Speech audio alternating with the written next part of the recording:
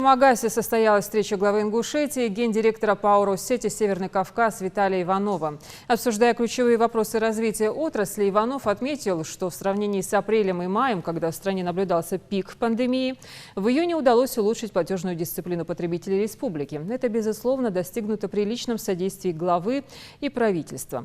Однако высокая задолженность предприятий коммунального хозяйства по-прежнему может стать причиной нарушения надежности энергоснабжения всей республики. В этой связи необходимы совместные системные подходы по решению хронических проблем неплатежей ЖКХ-структур региона.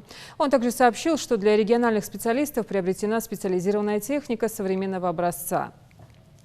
Для контроля своевременности платежей коммунальщиков, а также для оперативной реализации отраслевых задач в регионе планируется создать совместную рабочую группу. Махмуд-Али Калиматов, разделяя позицию, что совместные действия региона и энергетиков должны быть направлены на бесперебойное и качественное энергоснабжение всех потребителей, заверил в дальнейшей всесторонней поддержке со стороны органов власти Ингушетии.